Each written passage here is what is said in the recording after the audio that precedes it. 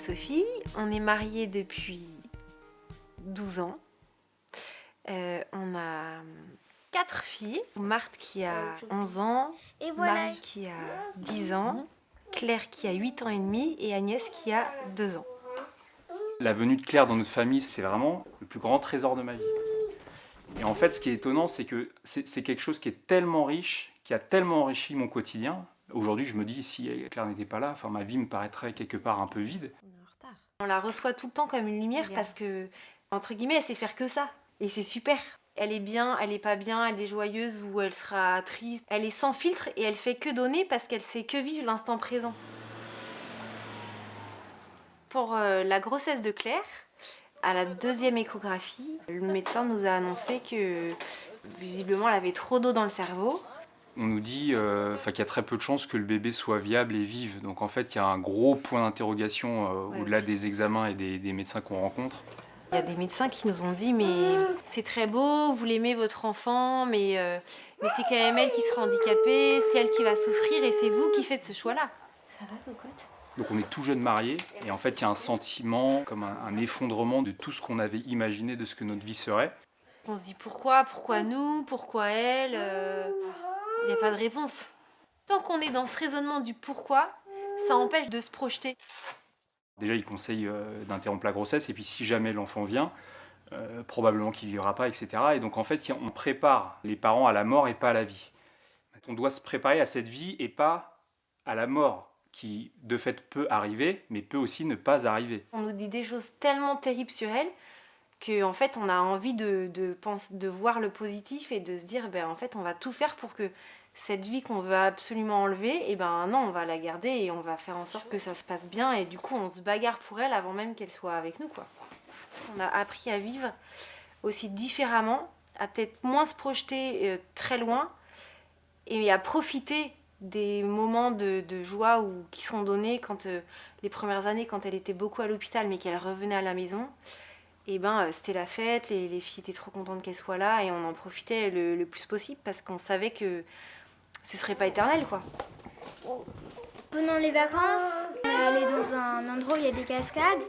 Nous, on pouvait monter avec nos oncles et tantes, mais c'est vrai que par exemple, papa ou maman est obligé de rester en bas avec elle. On arrive quand même à faire pas mal de choses, on voyage, on va à l'étranger. La vie s'est pas arrêtée avec l'arrivée de Claire. Au contraire, elle a continué. De fait, vous voyez, on a choisi d'avoir encore une fille, Agnès, derrière Claire, et encore un autre enfant l'année prochaine.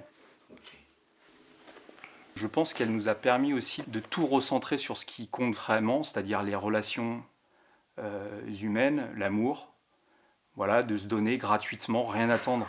Elle a besoin de tout et en même temps elle donne tout à la fois. C'est toujours un échange avec l'autre. C'est elle qui fait sauter les freins et les barrières. Elle est tellement dans l'attente de l'attention, de l'affection des gens, que dès que quelqu'un s'approche d'elle, tout de suite elle manifeste cette affection qu'elle peut avoir pour les gens, quoi, quels qu'ils soient. Elle n'a aucun jugement, elle n'a aucun a priori, donc quelqu'un qui vient la voir, c'est forcément quelqu'un de gentil. Regarde dans la nuit, 5 petites lucioles qui volent. Je suis le plus à l'aise avec le monde du handicap grâce à Claire. Au début, j'étais un peu inquiète parce que je me suis dit, je suis un peu nouvelle à tout ça, j'ai jamais été la babysitrice d'un enfant handicapé finalement. Ça m'a appris de beaucoup plus les aimer parce qu'ils sont comme tout le monde au final.